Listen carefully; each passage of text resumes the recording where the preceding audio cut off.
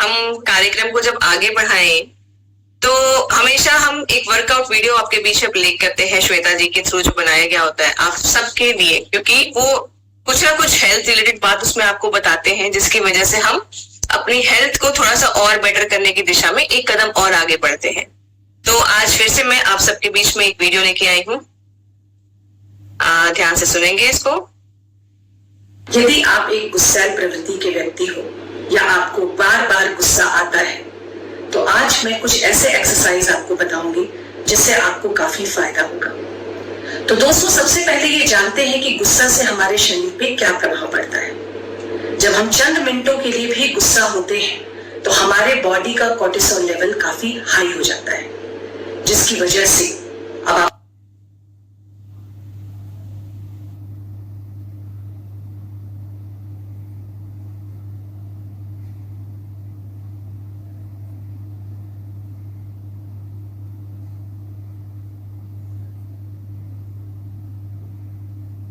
माफी चाहती हूँ साथियों, एक सेकेंड।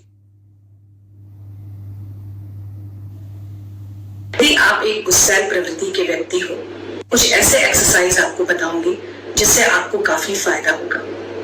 तो दोस्तों, सबसे पहले ये जानते हैं कि गुस्सा से हमारे शरीर पे क्या प्रभाव पड़ता है। जब हम चंद मिनटों के लिए भी गुस्सा होते हैं तो हमारे बॉडी का कोर्टिसोल लेवल काफी हाई हो जाता है, जिसकी वजह से अब आप समझिए क्या क्या हो सकता है। हमारे बॉडी में निरंतर नई कोशिकाएं बनती हैं, नए सेल्स बनते हैं। गुस्सा की वजह से कोर्टिसोल लेवल हाई होने की वजह से वो सेल्स डैमेज होने शुरू हो जाते हैं। हमारे बॉडी में ब्लड प्रेशर बढ़ जाता है, शुगर लेवल बढ़ जाता है, हमारी नींद भी डिस्टर्ब हो जाती है। तो गुस्सा उस जलते हुए अंगारे की तरह है जिसको हमने अपने हाथ में तो उठाया था दूसरे के ऊपर फेंकने के लिए, पर उस क्रम में हमारा हाथ ही जल गया। अब मैं आपको दो प्रकार के एक्सरसाइज बताऊंगी जो आपको दो सिनेरियोस में करने हैं। अगर आपको कभी बहुत ज्यादा गुस्सा आ रहा है तो सबसे पहले आप एक गिलास पानी पी लें। दूसरा, आप अपने नाक से सांस लें, बहुत गहरी सांस लें और अपने मुंह से छोड़ें।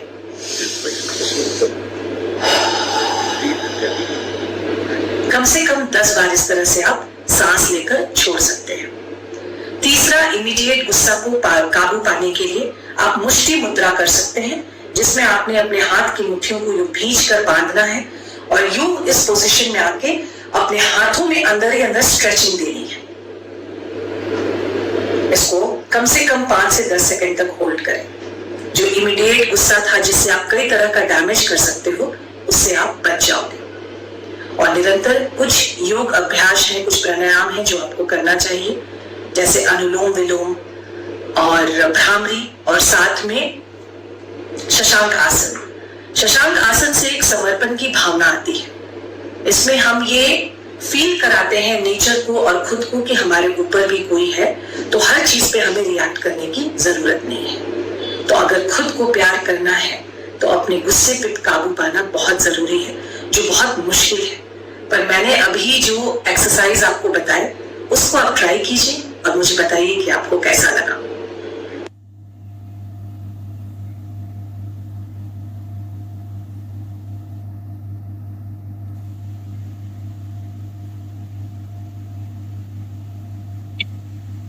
साथियों, गुस्सा आना बहुत नेचुरल प्रोसेस है। कई बार बहुत ज्यादा गुस्सा आता है, कई बार कंट्रोल नहीं कर पाते हैं।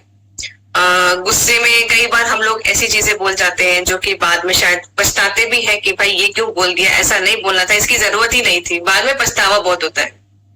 कहीं की चीज, कहीं की फ्रस्ट्रेशन हम कहीं निकाल देते हैं, कई बार ऐसा होता।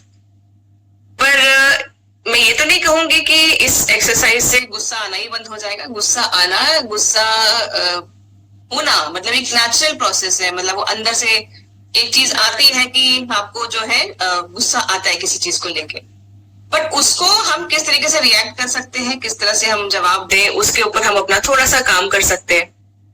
बस इतना कर सकते हैं कि अगर भाई अगर खुद हर्ट है तो एटलीस्ट हम किसी और को तो हर्ट ना करें इस वक्त। क्योंकि बाद में जो हम सॉरी फिगर आउट करते हैं कि मान लीजिए जैसे गुस्सा आया है, मैं घर की स्पेशली एग्जांपल लेती हूँ।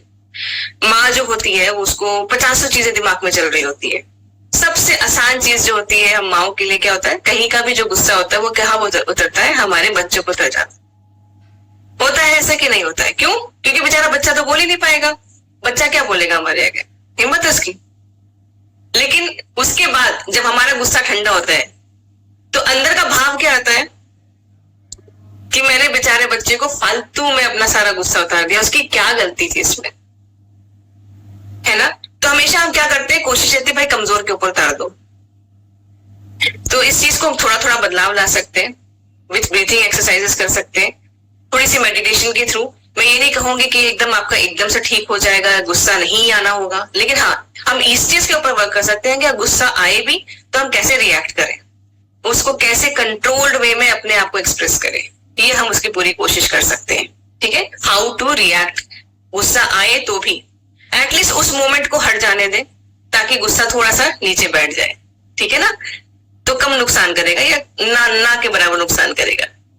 चलिए ठीक है साथियों, तो ये तो थी गुस्से के बारे में बातचीत। एक एक्सरसाइज भी सीखी हम लोगों ने कि ब्रीथिंग के जरिए हम अपने कैसे जो है अपने गुस्से को कंट्रोल कर सकते हैं या कैसे उसके ऊपर हम वर्क कर सकते हैं। तो चलिए अभी आज के लिए जो हमारे पास टॉपिक है और जो आज उसके ऊपर आपको थोड़ी सी जानकारी देंगे वो मैं ही हूं। चलेगा क्या आज मेरे को आप बर्दाश्त कर लेंगे थोड़ा देर? हाँ चलेगा? थोड़ा देर गुस्सा आए तो भी ना डीप ब्रेथ लेके कहां से आ गए तब भी वो शांत कर लीजिएगा। अभी ये एक्सरसाइज मैंने इसीलिए आपको इसने बताया कि अगर मुझे देख के गुस्सा आए भी थोड़ी देर के लिए तो डीप ब्रेथ लेके शांत कर लीजिएगा, ठीक है, क्योंकि आज मैं ही आपको यहाँ पर किसी एक टॉपिक के बारे में बताने वाली हूँ। तो साथियों आज जिस चीज के ऊपर मैं बात करने जा रही हूँ वो है मैच्योर्ड स्किन को कैसे हम अपनी देख रेख कर पाए। एजिंग के ऊपर पहले बात करते हैं। 30s के आसपास आते आते बॉडी में बहुत सारे चेंजेस होते हैं। 30s to 40 के बीच में जब हम पहुंचते हैं, महिला हो या पुरुष हो, हम धीरे धीरे धीरे धीरे अपने स्किन में डिफरेंस महसूस करना शुरू कर देते हैं। करते हैं वही अपनी स्किन जो एकदम टाइट अच्छी एकदम ग्लोइंग लगती थी वो धीरे धीरे धीरे धीरे डल होने लगती है। उसमें कुछ ना कुछ हमें प्रॉब्लम्स या कुछ ना कुछ फाइन लाइंस दिखने लगती है, झुर्रियां जैसी चीज, या स्किन नीचे को लटक रही है ऐसा दिखने लगता है। इसे कहते हैं एजिंग। एजिंग कई तरीके से होती है, कई सारे उसके फैक्टर्स होते हैं जो कि उसको इम्पैक्ट करते हैं। तो अभी स्किन केयर पे सीधे नहीं आते हुए पहले में हम थोड़ा एजिंग के बारे में बात कर लेते। तो एजिंग होना बुरा है मतलब नहीं, तो झुर्रियां आती हैं, बुढ़ापा आता है, सबको आएगा, मुझको आएगा, आपको आएगा, हर इंसान को आएगा।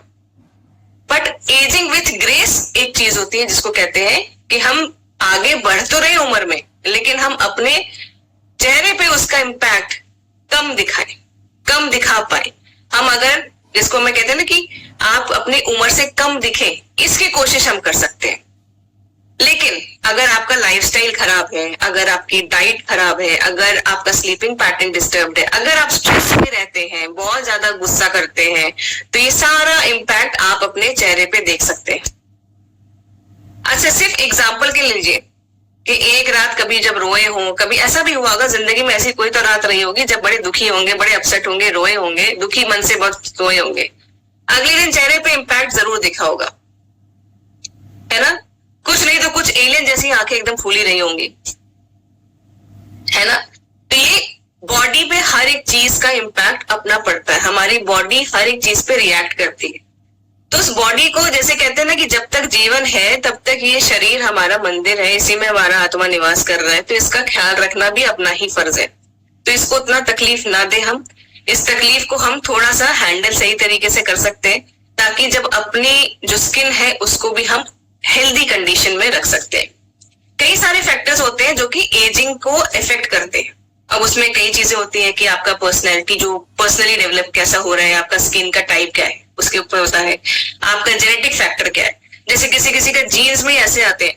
अच्छा जीन्स का मतलब मैं इसका एग्जांपल इस तरह से देती हूँ कि आपने देखा होगा कि कुछ लेडीज को स्ट्रेच मार्क्स विजिबल होते हैं। डिलीवरी के बाद की बात मैं बता रही हूँ, जब आपका बेबी डिलीवर होता है तो किसी के स्ट्रेच मार्क्स बहुत ज्यादा विजिबल होते हैं, किसी के स्ट्रेच मार्क्स बिल्कुल ही नहीं दिखते, एकदम ना के बराबर, इतने हल्के होते हैं या नहीं होते हैं। ऐसा क्यों होता है? अब इसको एक धारणा बनाई गया कि खुजली करते हैं पेट में इसीलिए ऐसा निशान पड़ जाता है। खुजली करने से निशान पड़ने लगा तो पूरे स्किन में, पूरे शरीर में निशान पड़ जाना चाहिए, है कि नहीं? ये होता है जब आपकी स्किन की इलास्टिसिटी कैसी होती है, आपका जीन्स कैसा होता है, उसको कितना जल्दी रिकवर कर लेता है ना? ये उसके ऊपर बहुत कुछ डिपेंड करता है। तो ये धारणा को भी थोड़ा सा ब्रेक करना चाहिए। हाँ, आपको जब भी आप प्रेगनेंसी के उस फेज में हो, जब बेबी की डेवलपमेंट हो रही हो, आपका वूम का साइज बढ़ रहा हो, तब उस वक्त आप थोड़ा मॉइस्चराइज रखिए अपने स्किन को, ताकि आप कंफर्टेबल रहें, आपको इचिंग जैसी प्रॉब्लम ना हो, ठीक है? क्योंकि स्किन अपनी एक्सपैंड हो रही है, तो उसका हमें उसको पोषण देना है कि एक्सपैंड भी हो रहे हो भाई, खाते पीते एक्सपैंड हो, तुम्हें कोई दिक्कत नहीं होनी चाहिए, है ना? जैसे हम बच्चे का ख्याल रखते हैं वैसे अपने का भी रखना चाहिए। कुछ होते हैं एनवायरमेंटल फैक्टर्स होते हैं कि अब जैसे कि मैं इसको बताती हूँ, स्किन में आपका इफेक्ट, जैसे कि जो समुद्र तट के नीचे रहते हैं या हाई ऑल्टीट्यूड में, जैसे जो लोग जो पहाड़ के एरिया में रहते हैं, जो समुद्र तट के आसपास रहते हैं और जो नॉर्मल प्लेन्स में रहते हैं, अगर आप देखेंगे सबकी स्किन में डिफरेंस आपको देखने को मिलेगा। जितना आप हाइट पे जाते जाएंगे आपकी स्किन जो है थिक होती जाएगी और यहाँ पर आपको ब्लेमिशेस और ये सब चीजें दिखना शुरू कर देंगी, झुर्रियां यहाँ आपके पास ज्यादा विजिबल होंगी जितना आप हाइट पे जाएंगे, ठीक है? पहाड़ पे जितना ऊपर हम जाएंगे। अब जाइए बीच साइड पे, बीच साइड पे आपको स्किन में टैनिंग की प्रॉब्लम ज्यादा दिखेगी, जिसकी वजह से टैनिंग हो गई, आपका स्किन में झुलसना जैसा भी होगा, क्योंकि अगर बहुत देर तक आप समुद्र किनारे पे हैं तो सूरज की जो रोशनी रिफ्लेक्ट होके आती है वो आपके स्किन को बहुत तगड़े जिस तरीके से डैमेज करती है। इसलिए आपने देखा होगा कि बीच साइड पे जितने भी जो टूरिस्ट जाते हैं या कोई भी जाता है तो हमेशा क्या करके जाता है, सनस्क्रीन खूब सारा लगा के जाता है ना, क्योंकि वो जो सन रेज वहां से रिफ्लेक्ट होके आती है वो बहुत भयंकर तरीके से डैमेज करती है। इसके बाद आपके कुछ हेल्थ इश्यूज अगर चल रहे हैं तो भी आपका स्किन का थोड़ा सा हिसाब किताब बिगड़ सकता है या चेंज हो सकता है। और साथ साथ कुछ पैदाइशी, जिसको हम कहते हैं जीन्स के तार, वो जीन्स ऐसे होते हैं कि स्किन अच्छी लगती है। अब किसी किसी का आपने देखा होगा कि वो कुछ भी नहीं करता होगा बहुत उसकी, लेकिन तब भी स्किन ऐसी होती होगी कि एकदम बढ़िया सी चमक रही है। तो आप देखेंगे कि कहीं ना कहीं उनके परिवार में ऐसा स्किन रहा होगा कि वो चीज आगे भी खानदानी, जैसे था ना कि खानदानी स्किन वो मिलती जा रही है, तो उसका भी एक फैक्टर होता है रिस्पॉन्सिबल। तो यहाँ पर साथियों हमने यही बात कर रहे हैं कि मतलब स्किन सिर्फ एक फैक्टर के ऊपर नहीं होता कि हमारी स्किन, हम लोग एज हो रहे हैं, हमारा बुढ़ापा आ रहा है, हम एज का नंबर बढ़ता जा रहा है इसलिए मेरे स्किन में झुर्रियां पड़ती जा रही है। उसमें बहुत सारे फैक्टर्स इन्वॉल्व होते हैं और जिसमें से कि डाइट भी आपका एक फैक्टर होता है, आपका लाइफस्टाइल भी एक फैक्टर होता है, एक्सटर्नल फैक्टर्स, ठीक है? तो आज हम देखते हैं कि आगे चलकर हम क्या क्या कर सकते हैं। तो यहाँ पर स्किन केयर रेजिम में जब हम बात करते हैं तो त्वचा की देखभाल के बारे में बात करते हैं। ये कब शुरू करना चाहिए पहले ये मुझे बताइए। जो स्किन का अपना देखरेख करना चाहिए वो कब से शुरू कर देना चाहिए? अभी मैंने बात की कि 30 से 40 के बीच में आपको ये चेंजेस देखना शुरू हो जाते हैं।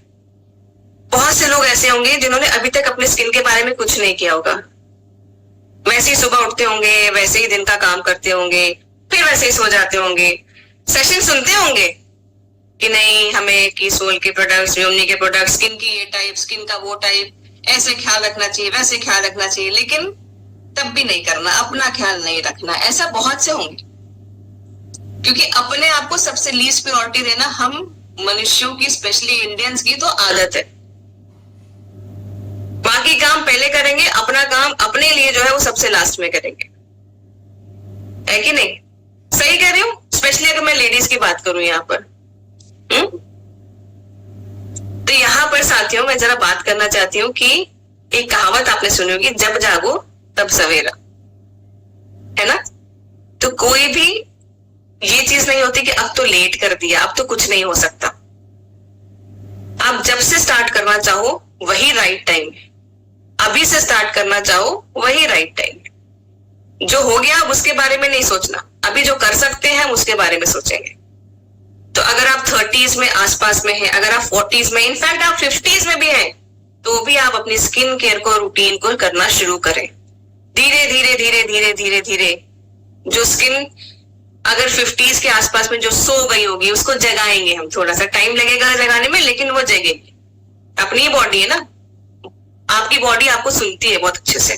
क्यों कहते हैं कि अपने बारे में कभी भी अपशब्द नहीं कहना चाहिए, कभी भी बुरा नहीं कहना चाहिए, कभी ये नहीं कहना चाहिए कि ये नहीं हो पाएगा, हम ये नहीं कहेंगे, क्योंकि हम इस चीज को जानते हैं कि ये यूनिवर्स में सब कुछ वापस आपके पास आता है। आप जो बोलते हैं वो वापस आता है। तो इसलिए हमेशा जो है अच्छा ही बोलना चाहिए। ये काम होगा, ये मैं ऐसा कर लूंगी, मैं ये अचीव कर सकती हूँ, तो ये सब चीजें पॉसिबिलिटी आपके पास आएगी ही आएगी। ठीक है, तो यहाँ पर जब जागो तभी सवेरा, 30s 40s आप किसी भी एज में हैं, आप अपना स्किन का ख्याल रखना शुरू करें। ठीक है, विथ राइट प्रोडक्ट्स। अब इसके बाद सबसे पहले बात करते हैं हम दूध से सफाई की। सफाई, क्लींजिंग विथ मिल्क। अभी क्लींजिंग क्या होता है? क्लींजिंग जो है एक प्रोसेस होता है जिससे कि हम अपने स्किन को साफ करते हैं। अच्छा, क्लींजिंग का प्रोसेस कब से शुरू होता है? ये रात से शुरू होते रात पे खत्म होता है। अगर मैं ये बोलूं तो ये गलत नहीं होगा। हम क्या करते हैं, अपनी शुरुआत करते हैं कि सुबह से स्टार्ट करेंगे, हम कल सुबह से ये चीज करेंगे, हम आज से अभी से करेंगे, ऐसा क्यों नहीं करते? तो क्लींजिंग का प्रोसेस आप रात से करेंगे। रात में सोने के पहले को चेहरे को साफ करेंगे। जितनी सारी गंदगी है, मेकअप है, कुछ भी है आपके चेहरे पे, उसको सबको उतार के सोएंगे। तो क्लींजिंग यहाँ पर आप बहुत तरीके से कर सकते हैं। हमारे पास प्रोडक्ट्स भी हैं, उनसे भी आप कर सकते हैं। अब चलिए बात करते हैं घर में ऐसी कौन सी चीज है जिससे आप क्लींजिंग कर सकते हैं। अगर आप नॉर्मल क्लींजिंग करना चाहते हैं तो आप दूध इस्तेमाल कर सकते हैं। आपका जो कच्चा दूध आता है आप उसको इस्तेमाल कर सकते हैं। उससे अपने चेहरे को पोंछ सकते हैं अच्छे से। उससे क्या होगा, हाइड्रेशन भी रहेगी, स्किन भी टाइट रहेगा और जरूरी न्यूट्रिएंट्स भी मिलेंगे आपके चेहरे को। दूसरा, अगर आपने चेहरे पे मेकअप लगाया हुआ है तो आप मेकअप रिमूवर वाइप्स को इस्तेमाल कर सकते हैं। मान लीजिए इनकेस अगर आपका मेकअप रिमूवर वाइप्स खत्म हो गए तो फिर आप क्या करेंगे? आपके पास कोकोनट ऑयल होगा, अरसिम का कोकोनट ऑयल। ठीक है, आप उसको अपने चेहरे पे लगा सकते हैं और चेहरे को हल्का सा मसाज करते हुए पूरा मेकअप को आप पहले निकालेंगे चेहरे से, फिर उसको पोंछेंगे, देन फेस वॉश करेंगे। ये क्लींजिंग का प्रोसेस है। मतलब चेहरे पे नहीं रहना चाहिए। ये नहीं है कि अगर आपका क्लींजिंग, आपका मेकअप रिमूवर वाइप्स खत्म हो गया तो अब हम मेकअप कैसे उतारें, चलो मुंह धो लेते हैं और काम खत्म हो जाता है। मुंह धोने से सिर्फ काम खत्म नहीं होता है। क्यों? क्योंकि आप सब क्या डिमांड करते हैं, भाई हमारा मेकअप कैसा होना चाहिए, लॉन्ग लास्टिंग होना चाहिए। मेकअप कैसा होना चाहिए, वाटर प्रूफ होना चाहिए, वाटर रेजिस्टेंट होना चाहिए, ताकि वो लंबा टाइम तक चले। तो सिंपल पानी से या सीधे बोलूं मैं साबुन से सीधा पूरा निकल जाएगा नहीं, तो उसको थोड़ा 2 स्टेप का प्रोसेस से आप निकाल सकते हैं। ठीक है, अब इसके बाद ये तो हो गया हमारा अपनी क्लींजिंग का प्रोसेस।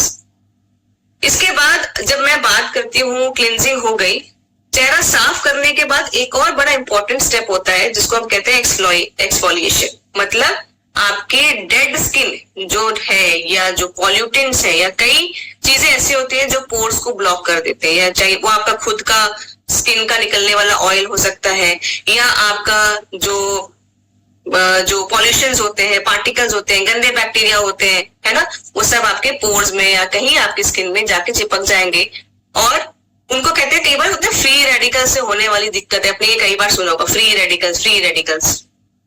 अभी फ्री रेडिकल्स को मैं इस तरह से एक्सप्लेन करना चाहूंगी। फ्री रेडिकल्स वो होते हैं जिनके पास कोई काम धंधा नहीं होता है, उनका एक ही काम होता है कि चलो किसी को हम स्किन की प्रॉब्लम दें।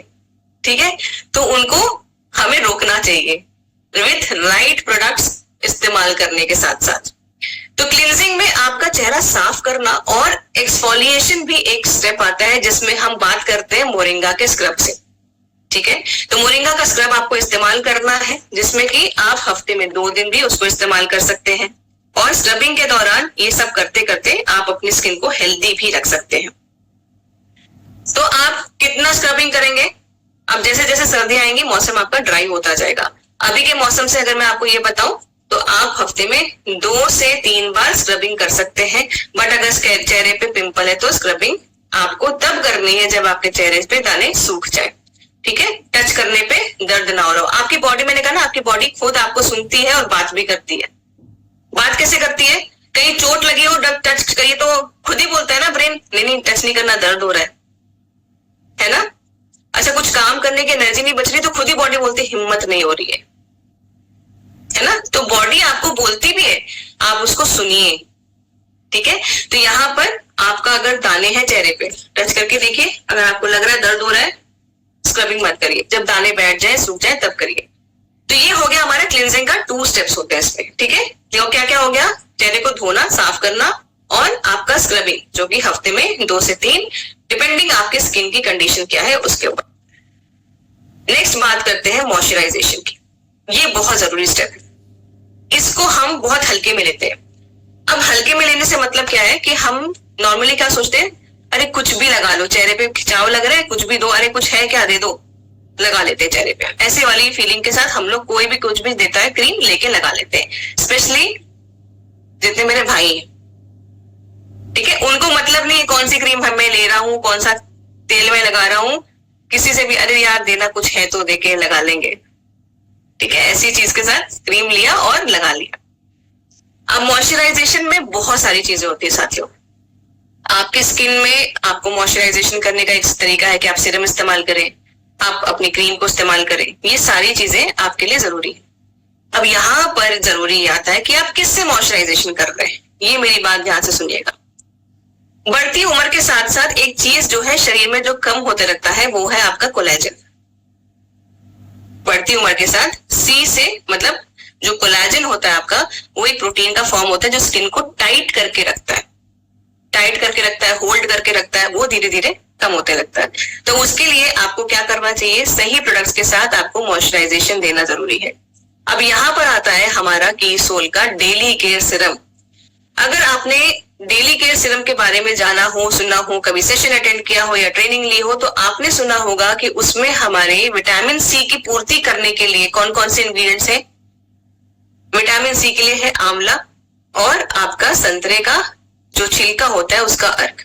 ये जो है विटामिन सी की आपकी जो कमी है, जो जरूरत है, वो वहां पर पूरी करता है। तो सीरम का इस्तेमाल करिए। अब इसके बाद जैसे अब सर्दियां ज्यादा बढ़ती जाएंगी तो ये आप देखिए सीरम या फिर मोरिंगा की क्रीम में से दोनों में से कुछ भी चूज कर सकते हैं। आइडियली मैं सीरम को प्रेफर करती हूँ इस मौसम में, और सर्दियों में मैं सीरम और मॉइस्चराइजेशन मतलब मोरिंगा की क्रीम दोनों इस्तेमाल करती हूँ। अब मोरिंगा की क्रीम, यहाँ मोरिंगा जो है ना, मोरिंगा भी आपको बहुत सारा बेनिफिशियल जो है इंग्रेडिएंट्स देता है आपके स्किन में। अगर मान लीजिए आपको सीरम नहीं लगाना है तो आप मोरिंगा की क्रीम लगा सकते हैं। तो मोरिंगा यहाँ पर मेन इंग्रेडिएंट, बाकी इंग्रेडिएंट की मैं बात ही नहीं कर रही, मैं सिर्फ मोरिंगा की ही बात कर रही हूँ। तो ये भी आपके लिए बहुत ज्यादा फायदेमंद रहेगा। तो मॉइस्चराइजेशन विथ राइट प्रोडक्ट्स बहुत जरूरी है। विटामिन सी का आपके स्किन के अंदर जाना ये बहुत जरूरी है। अब ये तो हो गया मॉइस्चराइजेशन, हम लोगों ने प्रोडक्ट के जरिए कर लिया, लेकिन मॉइस्चराइजेशन जो है किस तरीके से करना चाहिए। जब भी हम क्रीम लगा रहे हैं या सीरम लगा रहे हैं तो हमें कैसे लगाना चाहिए, अपवर्ड मोशन में करना चाहिए। स्किन किधर जा रही है, कोई कुएं में कूद रहा है तो उसको कूदने देना चाहिए, उसको उठाना चाहिए ना। तो अपनी स्किन भी नीचे जा रही है, उसको उठाना चाहिए, ऊपर लेके जाना चाहिए, ठीक है। तो ये स्मूथ मोशंस के साथ आप जब भी सीरम लगाएं, क्रीम लगाएं, तो बहुत आराम से ऊपर की तरफ लेके जाएं उसको, ठीक है। जैसे कि आपको यहाँ पर कई प्रोडक्ट वीडियोस में भी हमारे ट्रेनर्स ने बताया है कि आपको अपवर्ड मोशन में करना है। देखिए बुढ़ापा जो है या साइंस ऑफ एजिंग जो है वो जेंडर देख के नहीं आएगा। वो ये नहीं देखेगा कि महिला है तो चलो उसको हम ज्यादा बुढ़ा करते हैं और पुरुष है तो उसको कम बुढ़ा करते हैं। बुढ़ापा सबको दिखता है, सबके पास आता है, बट जिस सिस्टम से हम जुड़े हैं या जो हम काम कर रहे हैं साथियों, ये बताइए कि मेरे स्किन में अगर बहुत सारी प्रॉब्लम्स हो, आज यहाँ मैं सेशन ले रही हूँ, मेरे स्किन में अगर बहुत सारी प्रॉब्लम्स हैं, तो क्या यहाँ पर अगर मैं सेशन दूंगी तो आप उसको सीरियसली लेंगे? आप क्या सोचेंगे? पहले मैम आप खुद ये कर लीजिए इस्तेमाल, खुद अपने चेहरे को ठीक कर लीजिए, फिर हमें बताने आइएगा। तो इसी तरीके से जब आप अपने चेहरे की देखरेख करेंगे, आपका चेहरा ग्लो करेगा, प्रॉब्लम फ्री रहेगा, साइंस ऑफ एजिंग नहीं होंगे, आप एज विथ ग्रेस करेंगे, सारी चीजें जब होंगी तो लोग भी आपकी बात खुद ब खुद सुनेंगे।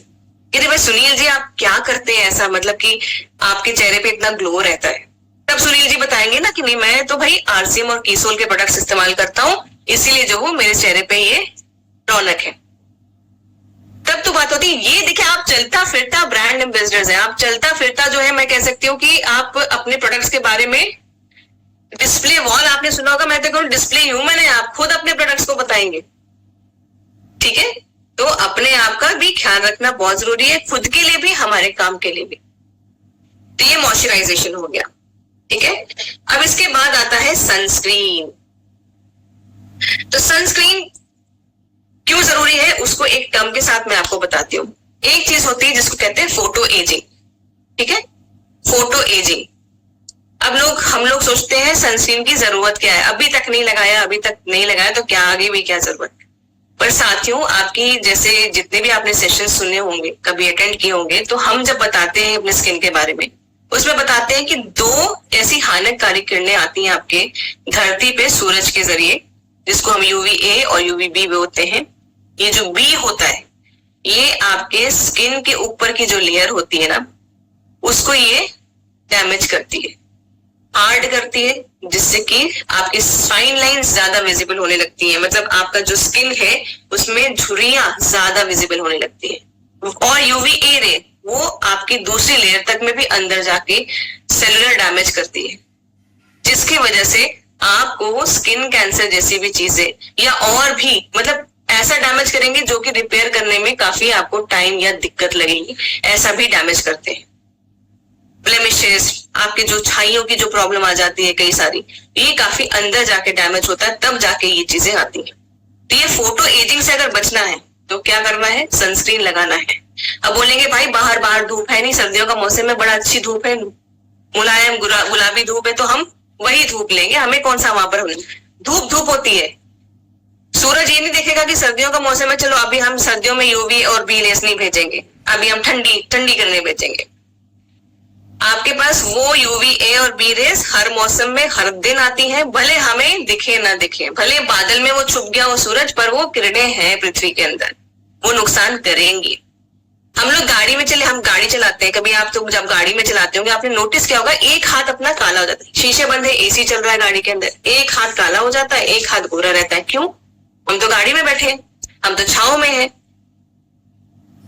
हम जहां घड़ी पहनते हैं वहां जो है आजू बाजू काला हो जाता है, और घड़ी जहां होती है वहां स्किन गोरा होता है। चप्पल अगर पहनते हैं, जहां चप्पल से पैर ढका होता है, स्पेशली लेडीज की बात करती हूँ, तो वहां पर आपका जो है स्किन जो है साइड पे काला होता है, जहां चप्पल ने कवर किया वहां बस गोरा होता है। तो ये फोटो एजिंग का एक प्रोसेस है जिससे हमें समझना चाहिए, और सनस्क्रीन की इंपॉर्टेंस को समझना चाहिए कि सनस्क्रीन लगाना बहुत जरूरी है। तो यहाँ पर भी हमारे पास प्रोडक्ट है जिसको हम कहते हैं आपका कीसोल का सनस्क्रीन, ठीक है, जो कि यहाँ पर हमें कल्पना जी दिखा भी रहे। तो ये आपका इस पे 50 और UV++, जो ये आपका PA++ का यहाँ पर पूरा एक गुण है जिसको मैं कह सकती हूँ UVA और B दोनों से प्रोटेक्शन दे रहा है। तो इसके बाद ये हो गया आपका सन प्रोटेक्शन, सनस्क्रीन की इंपॉर्टेंस, ये हर एक एज में आपको जरूरी है। आप अगर एज कर रहे हैं, आपकी एज बढ़ रही है, तो अभी क्या है ना, हम बाहर जा रहे हैं तो हम ज्यादा प्रोन है। जो यंग स्किन होगी उसको उतना डैमेज शायद ना कर पाए सन, क्योंकि उनमें अभी कोलाजन या उनकी जो स्किन की जो एज है भी वो इतनी अच्छी है, इम्यूनिटी इतनी अच्छी है कि वो हर एक फैक्टर से लड़ लेती है। जैसे जैसे हमारी एज बढ़ती है, हमारे स्किन का कोलाजन लेवल और स्किन का इम्यून खुद का जो सिस्टम होता है वो ढीला पड़ने लगता है, उसको हमें सपोर्ट देना पड़ता है। क्यों कहते हैं कि भाई बढ़ रही उम्र, थोड़ी सी डाइट ऐसी रखो कि भाई हमारा कोलेस्ट्रॉल, BP, शुगर सब मैनेज रहे। सपोर्ट करते हैं ना हम अपनी बॉडी को अंदर से, डाइट से, nutrient supplements, Nutricharge women man, ये सब कुछ देते हैं सपोर्ट देने के लिए। तो ऊपर से भी थोड़ा सा हमें सपोर्ट देना पड़ता है, एक तरह की छतरी देनी पड़ती है, ठीक है, जिसके लिए आपका यहाँ पर सनस्क्रीन काम करता है। इसके बाद अगर मैं बात करूं साथियों, तो आपके पास यहाँ पर नेचुरल होम फेस मास्क भी आते हैं, आपके पास त्रिकारा का भी फेस मास्क आता है, आप उसको भी इस्तेमाल कर सकते हैं। अब इस फेस मास्क में अगर मैं बात करूं तो क्या क्या कर सकते हैं आप। देखिए, अगर आप फेशियल कर रहे हैं, अपना मोरिंगा का फेशियल लगा रहे हैं, तो उसमें तो ऑलरेडी फेस पैक दिया है। अगर आपका वो फेस पैक पूरा नहीं लगता है, आप उसको बचा सकते हैं और देख सकते हैं कि भाई हाथ पैर में उसको लगा सकते हैं। जरूरी नहीं है कि सिर्फ टैनिंग आपको इधर ही हो रही है, हाथ पैर में भी आप उसको लगा सकते हैं। दूसरा, आपके पास त्रिकारा का ऑप्शन है। तीसरा, आप घर में अपना फेस पैक खुद बना सकते हैं, ठीक है।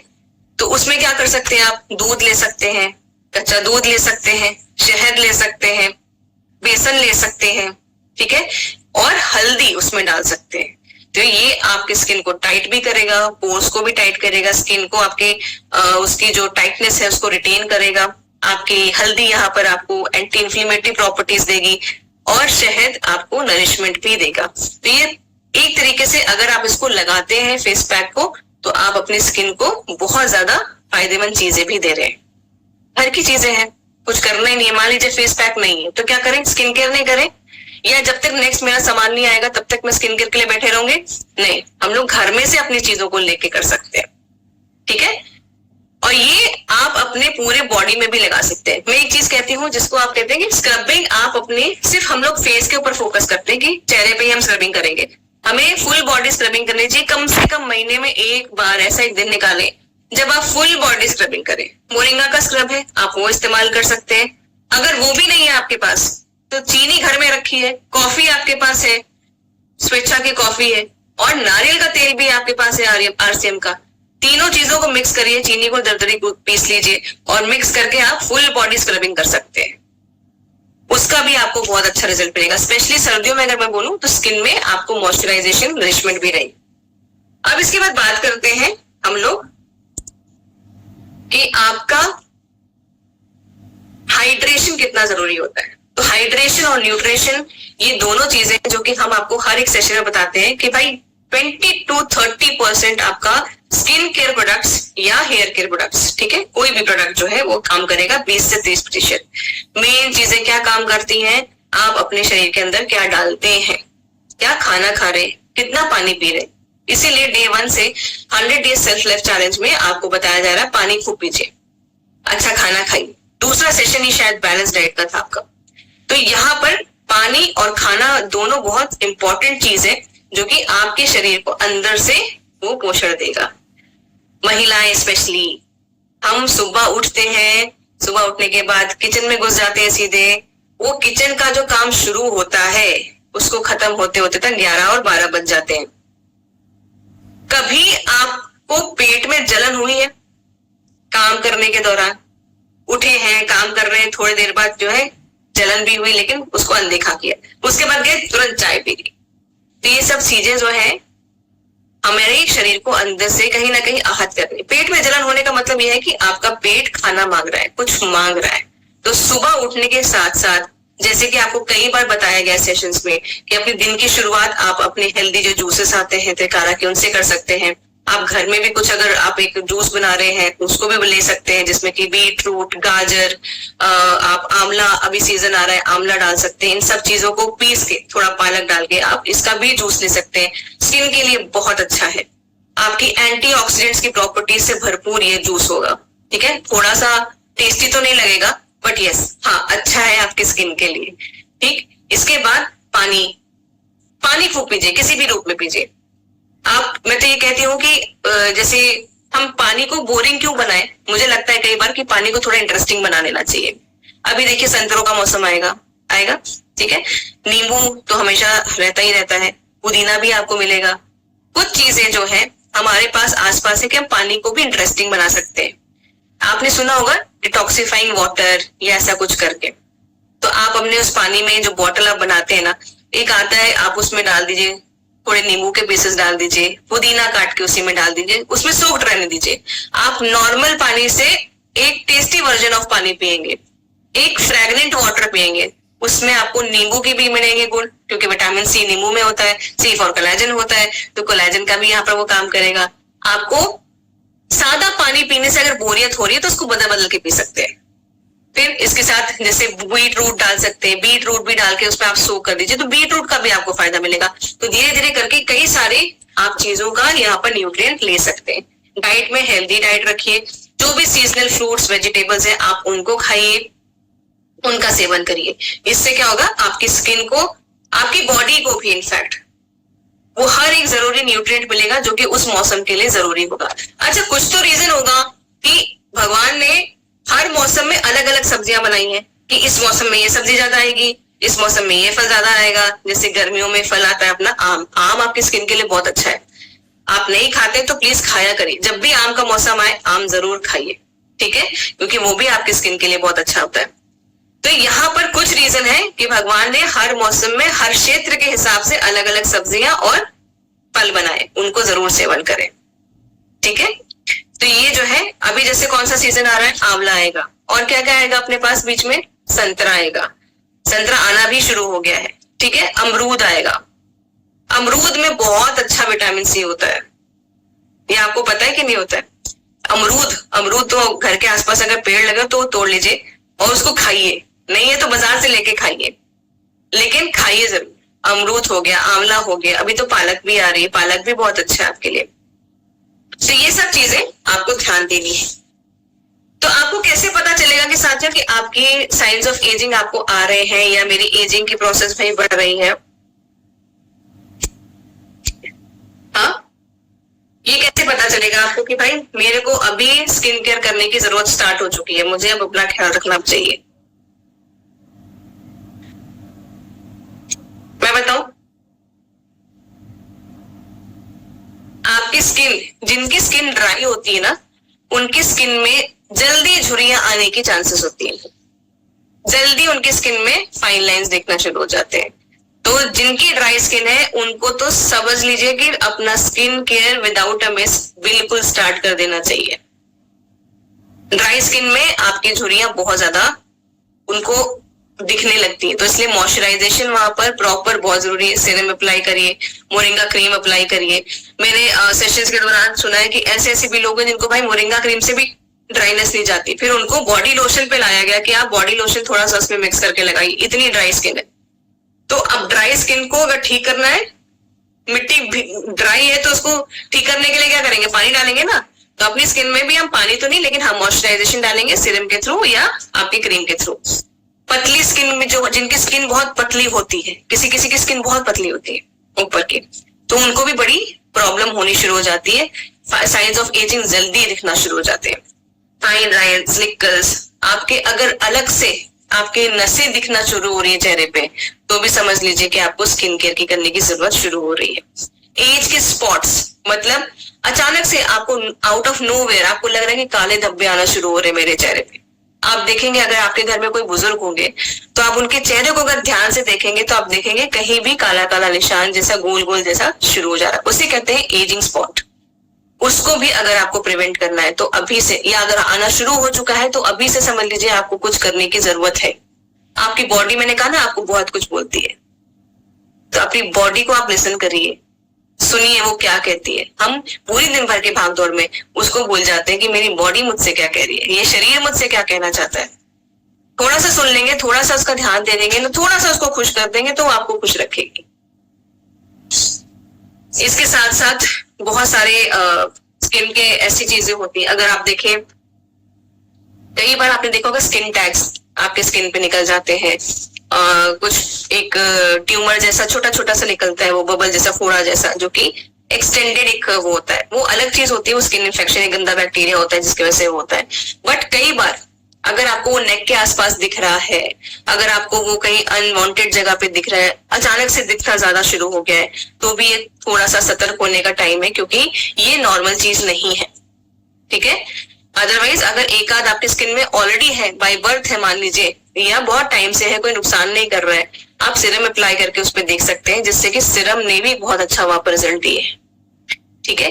तो स्किन की डिस्कलरेशन हो गई, आपकी स्किन में जितनी भी प्रॉब्लम्स हो गई, आप एजिंग से फाइट करना चाहते हो, मैच्योर्ड स्किन है कि यंग स्किन है, स्किन केयर अगर आप प्रॉपर कर रहे हैं तो आप अपनी स्किन का ख्याल रख रहे हैं और वो आपका लंबे टाइम तक साथ देने वाली है फिर, ठीक है। तो ये है हमारा आज का मैच्योर्ड स्किन का कैसे ख्याल रख सकते हैं अपने कीसोल के प्रोडक्ट्स के साथ भी, वो हमने सीखा। अब यहाँ पर आपको पता है विटामिन सी आप अगर अपने स्किन को डाइट में देना चाहते हैं, तो मैंने आपको तो इतनी सारी चीजें बताई कि भाई आंवला लीजिए, संतरा खाइए, विटामिन सी इससे भी मिल जाएगा, अमरूद खाइए। आपको पता है मोरिंगा के पत्ते, सहजन फली, जिसको जो एक हमारा मेन इंग्रेडिएंट है ब्योमनी के रेंज का, मोरिंगा के पत्तों को अगर आप उबाल के पीते हैं तो भी आपके वो कोलेजन की जो कमी है उसको बहुत बहुत तेजी से पूरी करती है। आप एक हफ्ते के अंदर अपने चेहरे पे वो बदलाव देख सकते हैं। मोरिंगा का पत्ता हो गया, काली मिर्च, हल्दी, एंटीऑक्सीडेंट से भरपूर जो चीजें हैं, बेरीज जिसको बोलते हैं, ठीक है, क्रैनबेरी आती है, ब्लूबेरी आती है, किशमिश आती है, मुनक्का आता है, इन सब चीजों को आप किसी चीज में मिक्स करके, नट्स के साथ मिक्स करके दिन में थोड़ा थोड़ा करके खा सकते हैं। इसको अगर आप लेते हैं तो ये एंटीऑक्सीडेंट से भी भरपूर है और आपका इसमें विटामिन सी भी भरपूर मात्रा में है, तो ये आपके स्किन के साथ साथ पूरी बॉडी के लिए भी बहुत अच्छा है, ठीक है। तो हल्दी, टर्मरिक, आपका ये हो गया, और आपका ब्लैक पेपर, काली मिर्च जिसको हम कहते हैं, ये भी आपके स्किन के लिए बहुत फायदेमंद है। हम हल्दी तो लेते ही रहते हैं अपने खाने पीने के साथ। आप दूध में, जैसे अगर रात में आप दूध पीते हैं, अगर आप दूध नहीं पीते, आलमंड मिल्क पीते हैं, जो भी आपको सूट करता है, अगर आप वो पीते हैं तो उसमें थोड़ी सी हल्दी और थोड़ा सा काली मिर्च पाउडर डाल के उसको पीना शुरू करें। वो भी आपके स्किन के लिए बहुत अच्छा है, हेल्थ के लिए भी अच्छा है। जिनको घुटने का दर्द है, जोड़ों का दर्द है, या कोई तरह का पीड़ा है, थकावट बहुत लगती है, थकावट की वजह से नींद नहीं आती है, तो भी हल्दी का दूध पीना शुरू करें। क्योंकि नींद अगर अच्छी आती है तो अगले दिन आप फ्रेश उठते हैं, और आंखों के नीचे जो वो गड्ढे होते हैं 2-2 इंच के, वो भी थोड़े कम दिखते हैं। ठीक है ना?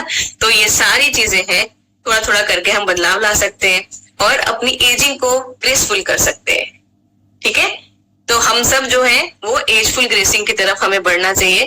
ठीक है? विदाउट एनी कि हम लोग नहीं बुढ़े हो रहे हैं, अरे बुढ़ापा आ गया अब तो कुछ नहीं कर सकते, अरे मेरी तो वो देखिए, अपने आप को जब हम रोज शीशे में देखते हैं, वो चेंजेस हम जानते हैं वो होती है, तो उस चीज को पॉजिटिवली लेना, एक्सेप्ट करना बहुत बड़ी चीज होती है। एजिंग सबको होनी है, और इसको तो कहते हैं ना कुछ लोग, हम लोग ये जो झुर्रियों की जो लाइंस होती हैं, ये एक्सपीरियंस की लाइन होती है। इसको इस तरीके से बोला जाता है कि आपकी कितना एक्सपीरियंस्ड है आप, वो झुर्रियों से लोग उसको मापते हैं।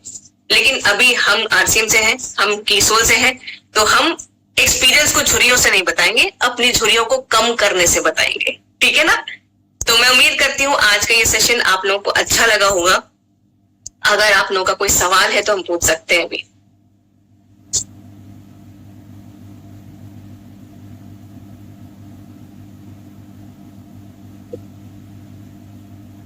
रोशन आरा जी। हेलो मैम, जय से जय आसिम। आवाज आ रही है? हाँ जी, हाँ जी। मैम पूछना था, जो अभी बताया दूध में हल्दी डालकर पीने का, तो यानी कच्चा, मतलब दूध तो फूटा हुआ रहेगा, हल्दी कच्चा डाल सकते हैं इसमें कि फुटाया जाए? नहीं, हल्दी का देखिए अपने पास हल्दी पाउडर भी आता है आरसीएम का, वो ले सकते हैं क्योंकि वो प्योर है। ठीक है? बाजार में कौन सा ब्रांड कैसा दे रहा है वो हमें नहीं पता है। आप कच्ची हल्दी अगर आपको मिलती है, आप कच्ची हल्दी का पाउडर घर में खुद बना सकते हैं, पीस के आप वो डाल सकते हैं। थोड़ा सा सूंठ डाल सकते हैं, अभी सर्दियां आ रही है तो सूंठ, हाँ सूंठ भी डाल सकते हैं। तो ये आपके वैसे भी हेल्थ में भी बहुत ज्यादा फायदा दिखाएगा आपको, और आपकी स्किन में भी बहुत ग्लो लाएगा, और इससे विटामिन डी की कमी भी काफी पूरी होती है। ठीक है मैम, थैंक यू। आयुर्वेद के हिसाब से। ओके, पूजा द्विवेदी जी।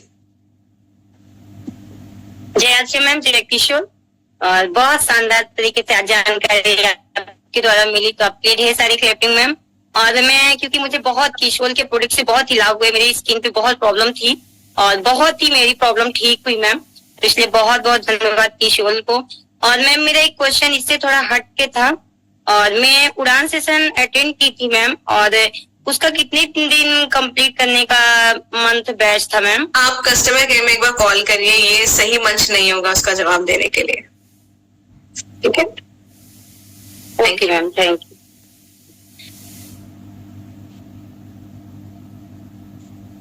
ओके, आसमीना खातून जी। जय श्री मैम, जय किशोर। मैडम मेरा आवाज आ रही है? जी बिल्कुल। मैडम बोल रहे हैं, जब मॉर्निंग का क्रीम में यूज करते हैं तो मेरा दाना दाना निकल जाती है। ऑयली स्किन होगी, ऑयली स्किन होगी बेटा, तो आप थोड़े से कम लगाओ।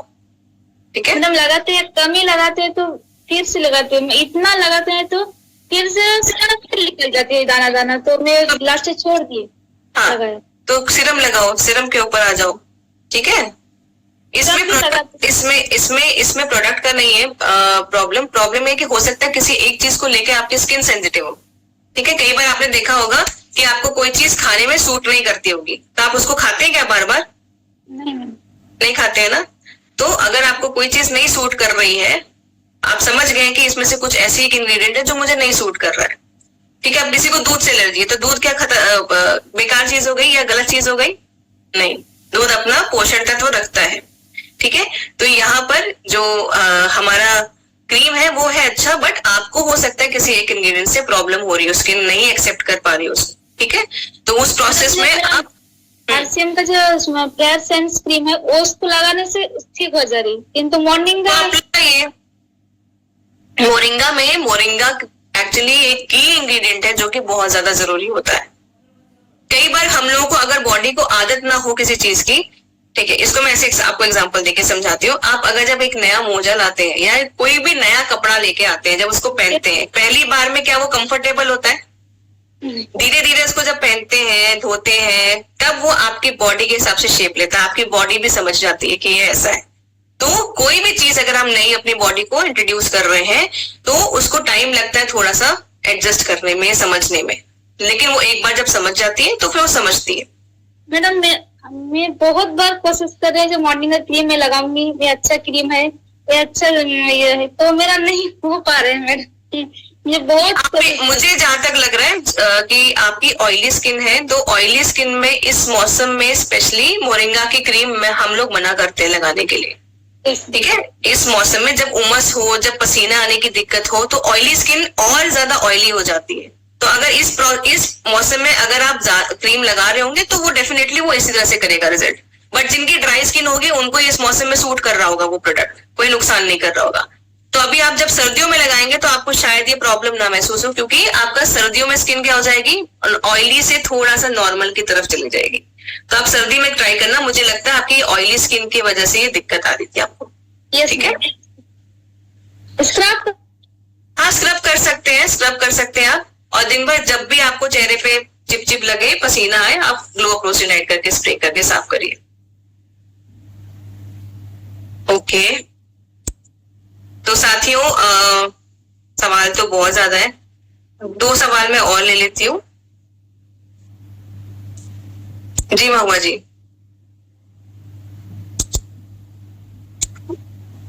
Thank you ma'am.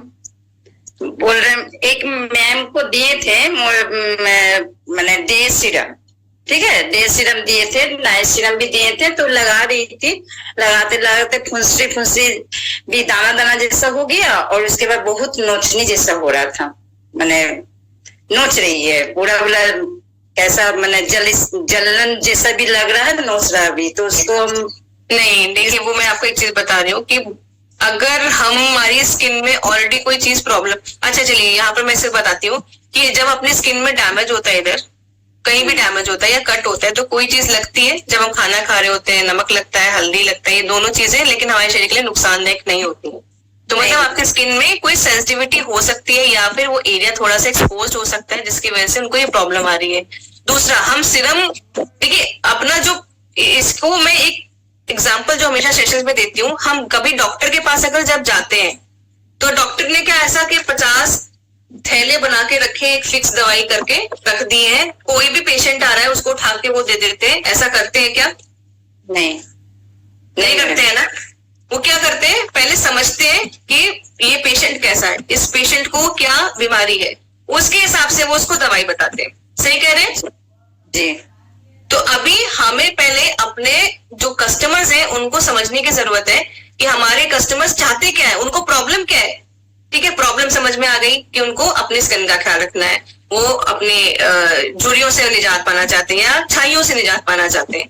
अब दूसरा आता है, ठीक है, छाइयों से निजात। तो छाइयों की वजह से स्किन ऑलरेडी इनकी ड्राई है, हार्ड हो चुकी है, डैमेज है, ठीक है। तो उधर वो थोड़ा सा, तो यहाँ पर धीरे धीरे करके आपके स्किन केयर प्रोडक्ट्स जो है काम करेंगे। हो सकता है उनकी स्किन बहुत ज्यादा ड्राई हो रही हो, आप उनको पहले स्किन को पहले समझिए कि उनकी बॉडी को वो चीज कितनी चाहिए, वो उसको उस हिसाब से इस्तेमाल करने के लिए बताइए। और इसके बारे में पूरा अच्छे से नॉलेज अगर आपको लेना है तो उड़ान में आप ज्वाइन करिए, आपको स्किन की साइंस के बारे में और स्किन के प्रोडक्ट्स के बारे में अच्छे से बता दिया जाएगा। उड़ान किए हैं मैम? उड़ान किए तो फिर तो आपको पता होना चाहिए कि कितने तरह की स्किन टाइप है और स्किन टाइप के हिसाब से हमें प्रोडक्ट का इस्तेमाल बताना है। मोरिंगा क्रीम सूट कर रहा है? हाँ, तो मतलब उनको ड्राइनेस है तो उनको पहले बोलिए मोरिंगा क्रीम से उसको पहले थोड़ा सा मरम्मत करें, फिर नाइट सीरम से शुरुआत करें। डे सीरम अभी ना करें, नाइट सीरम से शुरुआत करें। वो नाइट सीरम क्या करता है, रिपेयर करता है। डे सीरम आपको प्रोटेक्शन के एक लेयर देता है, ठीक है। जी जी, thank you ma'am, thank you so much.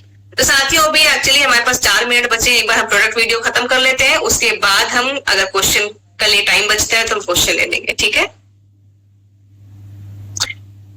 तो आज की प्रोडक्ट वीडियो के बीच में ये है। जय आरसीएम, जय किशोर। मेरा नाम है प्रणाली अमेटा। आज हम हमारे एक खास प्रोडक्ट के बारे में जानकारी लेंगे जो आपके आंखों की खूबसूरती को बढ़ाने के लिए मदद करता है। उसका नाम है कीसोल आईलाइनर। आईलाइनर एक ऐसा प्रोडक्ट होता है जो आपके आंखों को और अच्छे से बोल्ड दिखने के लिए मदद करता है, आपके आंखों के शेप को और निखारने के लिए मदद करता है। आईलाइनर की मदद से बहुत सारे आई मेकअप्स आप कर सकते हो। तो यहाँ पे कीसोल आईलाइनर आपकी बहुत ज्यादा मदद करेगा।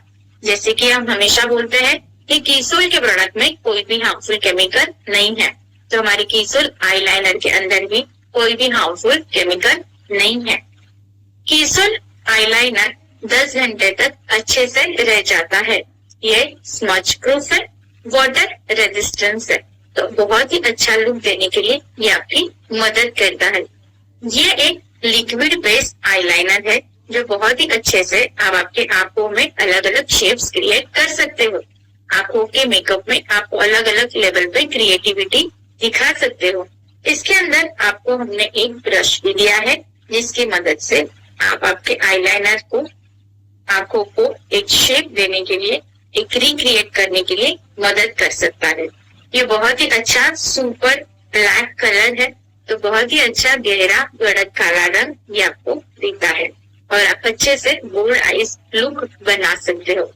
ये प्रोडक्ट भी मैं रोजाना बहुत इस्तेमाल करती हूँ। जब भी मेकअप करती हूँ तो मैं ये प्रोडक्ट जरूर इस्तेमाल करती हूँ। मैं सभी से रिक्वेस्ट करूंगी कि ये प्रोडक्ट आप भी जरूर इस्तेमाल कीजिए। बहुत ज्यादा हैंडी है, स्मॉल है, आपके बैग में ये इजीली आ जाएगा और इसके साथ बहुत ही अच्छे बोल्ड आई मेकअप आप कर सकते हो। मैं आशा करती हूँ कि आप ये प्रोडक्ट हर किसी को बताओगे, हर घर लेके जाओगे और इसका अनुभव आप शेयर करोगे। Till the time, thank you so much. जय आरसीएम, जय किशोर।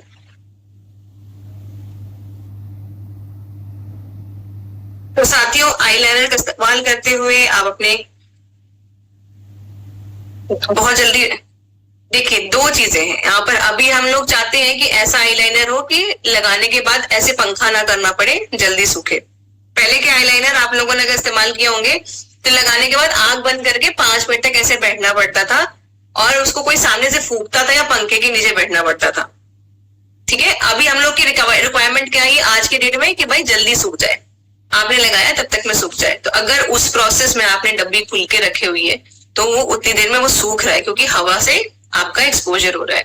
तो आप थोड़ा सा ध्यान रखें, आईलाइनर लगा रहे हैं जैसे नेल पॉलिश को हम कवर करते हैं उसे ऐसे आईलाइनर को भी कवर करें और तब अपना आईलाइनर इस्तेमाल करें। ठीक है, तो ये दिक्कत नहीं आएगी। तो चलिए साथियों, टाइम तो अभी 1 मिनट बचा है मेरे पास, मैं एक सवाल ले सकती हूँ। जी निकिता जी। जय आरसीएम, जय किशन। अपने तो आईलाइनर की बात बोलूंगी मैम। इतनी अच्छी जानकारी दी मैम ने। मुझे तो काजल और आईलाइनर इतना अच्छा लगता है इसका ना। मैं तो मतलब कहीं भी जाती हूँ तो मतलब लगाती हूँ, इतनी सुंदर आईज लगती है इसे लगा के। और सबसे पहली बात तो है कि मतलब वाटर प्रूफ है, फैलता नहीं है बिल्कुल भी। इसे पानी से धोते भी है ना तो मतलब उसको ऐसे ऐसे करना पड़ता है तब जाके मिटता है, ऐसे धोते हैं तो बिल्कुल नहीं मिटता है। मुझे इतना मतलब पसंद है शुरू से।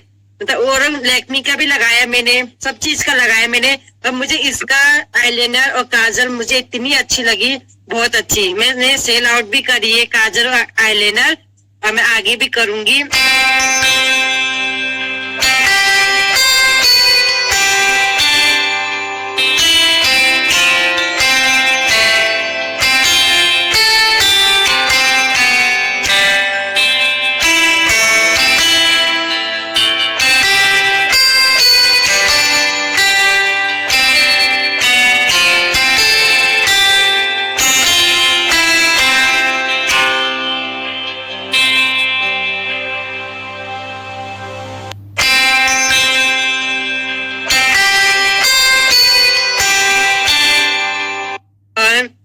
आपने इतनी अच्छी जानकारी दी मैम, बहुत अच्छा लगा जानकारी देके आपने हमें। और मतलब थोड़ा मैं ये पूछना चाहूंगी मैम, जो हमारा मतलब फेस पैक है ना जो, हेलो, हाँ बोलिए ना, मैं सुन रही हूँ। हाँ, जो फेस पैक है मैम, मतलब जैसे उसका आप बोलते घर में लगा सकते हैं, तो मुझे मतलब शहद से भी जैसे शहद और जैसे वो है हल्दी, ये गर्म होता है मैम, लगाऊंगी तो पिंपल्स हो जाते हैं बहुत ज्यादा, तो क्या करूं मैम? तो आप दही और बेसन लगा सकते हैं, दही बेसन, दूध और बेसन लगा सकते हैं, ठीक है। हाँ, तो और उसमें थोड़ा सा और मेरे फेस में ना गड्ढे गड्ढे जैसे मतलब दाने हो जाते हैं ना, तो मैं उसको फोड़ देती हूँ, तो पिंपल जैसे मतलब हो जाते हैं। फोड़ना नहीं है, ठीक है। सीरम इस्तेमाल करिए, नाइट सीरम से स्टार्ट करिए, अगर आप लगाते हैं तो नाइट सीरम से स्टार्ट करिए। तो ये मैं ये तो नहीं कहूंगी गड्ढे ठीक हो जाएंगे, बट इस विजिबिलिटी इनकी कम हो जाएगी, आपकी स्किन अच्छी हो जाएगी अगर जितना डैमेज हुआ है। दानों को कभी मत फोड़िए, वो अलग बात है कि जब दाने होते हैं हम लोगों का दिमाग उधर ही रहता है, जब तक उसको हम फोड़ नहीं देंगे तब तक वो हाथ उधर ही जाता है, थोड़ा सा कंट्रोल करके रखना है, ठीक है मैम। अब मुझे कीसोल के प्रोडक्ट इतने अच्छे लग रहे हैं, इतने अच्छे लग रहे हैं, मैं सारे प्रोडक्ट यूज कर रही हूँ कीसोल के, आईलाइनर से लेकर, लिपस्टिक से लेकर, काजल से लेकर, नेल पेंट से लेकर, हर चीज जितना भी कीसोल में है सारे प्रोडक्ट यूज कर रही हूँ, मुझे इतने अच्छे लग रहे हैं, बहुत अच्छे। थैंक यू मैम, एक से एक जानकारी लेके आते हो आप, धन्यवाद। जय किशोर। तो साथियों आज का तो टाइम हो चुका है पूरा, मुझे आज्ञा देंगे आप? मैं जानती हूँ काफी लोगों के सवाल होंगे, बट मुझे टाइम का भी थोड़ा सा मान रखना पड़ेगा, तो अगले सेशन में हम लोग मिलेंगे, ठीक है। तो अलविदा लेती हूँ आप सबसे, किस वादे के साथ कि हम लोग कल मिलेंगे 10 बजे से लेकर